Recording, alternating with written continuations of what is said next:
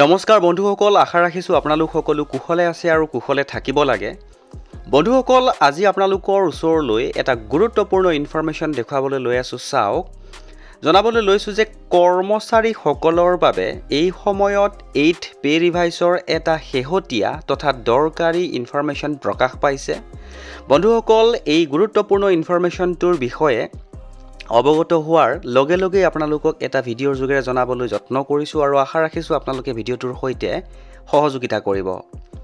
তে দেৰি নকৰাকৈ এই গুৰুত্বপূৰ্ণ ইনফৰমেশ্যনটোৰ পাছৰ চোৱা আপোনালোকৰ সন্মুখত আনিবলৈ চেষ্টা কৰিছোঁ। চাওক, বহু সংখ্যক কৰ্মচাৰীৰ দৰমহা লাখৰ ঘৰ পাৰ হ'ব। এটা গুৰুত্বপূৰ্ণ ইনফৰমেশ্যন শেহতীয়াকৈ NDTVয়ে প্ৰকাশ কৰিছে।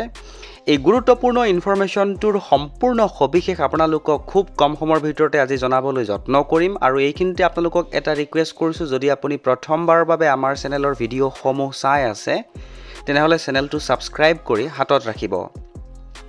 তে বন্ধুসকল, এতিয়া আহিছোঁ মূল যিটো ইনফৰমেশ্যন প্ৰকাশ হৈছিলে সেই ইনফৰমেশ্যনটো আপোনালোকৰ সন্মুখত আনিবলৈ চেষ্টা কৰিছোঁ। চাওক, ইতিমধ্যে আপোনালোকক মই জনাইছিলোঁ যে এই গুৰুত্বপূৰ্ণ ইনফৰমেশ্যনটো NDTVয়ে খুব সুন্দৰকৈ প্ৰকাশ কৰিছে আৰু তেওঁলোকৰ পৰা এই অসমীয়া অনুবাদটো আপোনালোকৰ সন্মুখত আনিবলৈ যত্ন কৰিছোঁ। চাওক, চৰকাৰৰ কৰ্মচাৰী আৰু পেঞ্চনাৰসকলে 8ম বেতন আয়োগৰ উন্নয়নৰ বাবে অধীৰ আগ্ৰহেৰে অপেক্ষা কৰি আছে, যিয়ে তেওঁলোকৰ বেতন আৰু পেঞ্চনৰ যথেষ্ট পৰিমাণে সংশোধন কৰিব।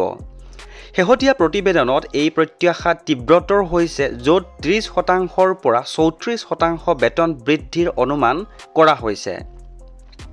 যদি প্ৰকল্পিতভাৱে কাৰ্যকৰী কৰা হয় তেন্তে এই সংশোধিত বেতন গাঁথনি 2026 বা 2027 চনৰ বিত্তীয় বৰ্ষত কাৰ্যকৰী হ'ব, যাৰ ফলত চৰকাৰৰ কোষাগাৰৰ প্ৰায় 1.8 লাখ কোটি টকাৰ অতিৰিক্ত বোজা পৰিব বুলি শেহতীয়াকৈ এটা অনুমান কৰা হৈছে।